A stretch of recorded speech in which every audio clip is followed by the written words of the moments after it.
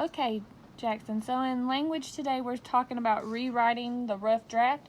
So you should have had some of your rough draft for Helen Keller kind of written. Since we went over Phyllis Wheatley yesterday, we're going to talk about the symbols that you need to use when you are proofreading your own work. But today we're going to kind of proofread Tamaki's. And we're going to look over here because this was her second draft.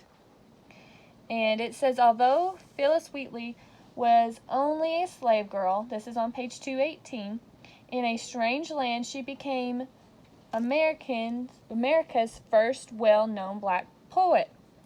Now, if you look where it says America's, she forgot her comma.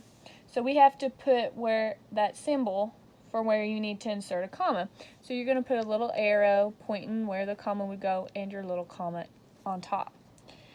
Now, let's look at our next sentence and see if there's anything else wrong with this. It says, Phyllis was known in Africa sometime around 1753. Now, if you noticed, Africa has two I's in it. So that means that's spelled correctly or incorrectly. So you're going to have to go in your book, mark it out, spell it correctly at the top, A-F-R-I-C-A, to show that she spelled that correctly. Now, sometime around 1753. Now, the next sentence says, when she was 8 years old, she was captured as a slave. There's nothing wrong with that sentence, so we'll go to the next sentence. Some people brought her to Boston and sold her. Once again, there's nothing wrong with that sentence. There, Mr. Wheatley brought her to be a servant for his wife. Nothing wrong with that sentence. The Wheatleys taught Phyllis at home and encouraged her to learn all she could. She studied geography, history, and Latin. Now, there is something wrong in that one, where it says geography, history, and Latin. Latin needs to be capitalized. So what you got to do, you'll just put 3 lines under there, showing that it needs to be capitalized. And that's all you'll have to do for that. Next group of sentences says, most of all, she enjoyed learning about God. Even though she was a slave, she was extremely thankful that she had been brought to America where she could learn about God. Now, there is something wrong with that. This sentence is too long or too short.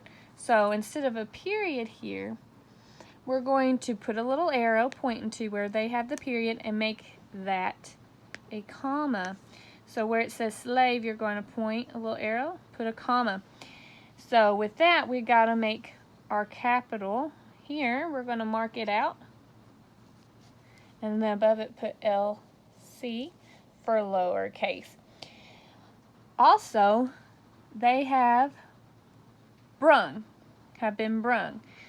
So we're going to have to change that to brought. So mark it out. Spell brought above it. B-R-O-U-G-H-T. Brought.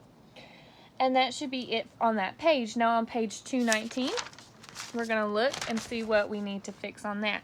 It says, Phyllis started to write poetry when she was about 13. Her first book of poems, which was published in London in 1773, was entitled Poems on Various Subjects, Religions, and Morals. So, first thing, if you notice, is where she says her first book of poems. Poems right here. It's spelled wrong. So you got to mark it out. And this needs to be capitalized because it's the name of her book, part of her book. And we have to underline it to show that was, not underline this part, but write poems correctly on the top of this one. Now on down, if you noticed, she spelled poems wrong again in the actual title of her book. But since it's a title of a book, we also have to underline it to show that's part of our title. Put 3 lines under it, showing that she spelled it, didn't capitalize, so mark that P out. And write poems correctly with a capital P, P-O-E-M-S. On various subjects, so we got to do the rest, underline the rest of her title of her book. Now, because this is the title of a book, we have to show that they need to be capitalized, certain words, like various subjects, religions, and morals. Now, religious is also spelled incorrectly, and it needs to be capitalized. So we're going to mark that out. Write it correctly above it. R-E-L-I-G-I-O-U-S. And then we already showed we need to capitalize moral. Even though Phillis Wheatley died in 1784 when she was only 13, her life was important. She left us some beautiful poetry and praises God. She teaches all of us importance on making our lives count. Now, the sentence fragment on the first page, if you noticed on this first page, it would be counted as an error, even though the two required corrections, even though there was corrections in here, which is right here, because there's a sentence fragment through here, that would still be wrong. So make sure you're not having any fragments when you're writing about Helen Keller. On this page 2, the capitalization underlining of Phyllis's book are counted as 2 errors, even though there are several words to capitalize and underline. Consequently, you are to make sure there was at least 10 errors, and we found all 10 together. Now, let's go to our page 220, which is just your checklist when you're writing your Helen Keller short report. And then, when it's time to share your results, after you've made all your corrections, you're going to have all of them single-spaced. There's not going to be any space between your final report. And make sure that it's the best handwriting you can have, and it's set up just like it's supposed to be on page 221. If you're not sure that you have everything, just check your writer's checklist, and that should tell you everything that I'm going to be looking for in your report. Okay, so we're going to move on to page 222, and this is just your library research report, but since we're not going to be at the library, you don't have to do this. But I do want you to find an article on the Titanic for your big book report. So just find a simple article on the Titanic. It doesn't have to be very long. If you can print it off, that would be great. If not, not a big deal. Just save that website. And then we're going to talk about using the writing process with our library research, but in your case, it's going to be an online research that you're going to look up for your Titanic, since you're reading about the children of the Titanic. Step 1, reading together. We are already doing our Titanic. And all I want you to do for that is, after you've read your entire book, you're going to pick one child from your book and write your report based on their personal experience on the Titanic, along with the facts that happened on the Titanic from your library research that you found, that article you found. 2, we're going to find at least 3 books or articles, so that's where the articles come in. Those can be online articles since we're not going to be at school. That's fine. Just make sure you keep the websites that you found them on that give information on your topic. Look in your classroom library, your school library, your public library. Hopefully you'll be able to get online and just look it up online. Make sure that it's accredited source. If you can find a .org or .net, that would be the best article to find. .com is okay. Usually it's not that reliable of a source, but just make sure you check all those facts that are on that if you do choose a .com. We're going to have to wait to do the actual encyclopedia on the Titanic. So don't really worry about that part right now. We're not going to work on that until if we can even come back to school.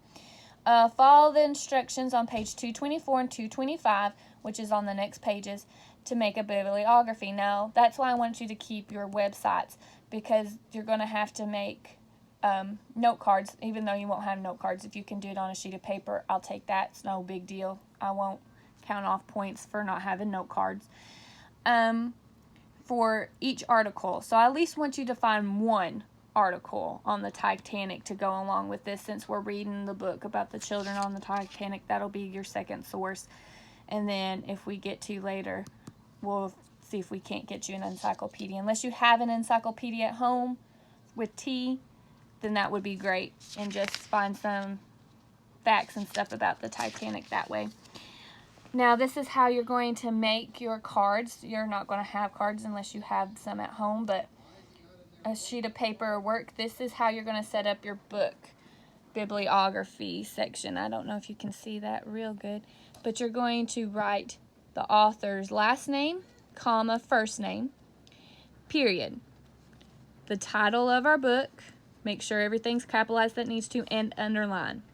You're going to go down to the next line. You're going to write where the book was published, what city and what state, semicolon. You're going to write who published it and in what year. That's for your book, your actual Titanic book with the children. Now, you're going to kind of do the same thing like you would with a magazine article for your online article. You have to put the last name of the whoever wrote the article and their first name. If they have a middle initial, put that included, period. Now, since this is just an article and not a book, you're going to use your commas at the top, your quotations. Write what it says, what the title of the article is. You won't have to underline this.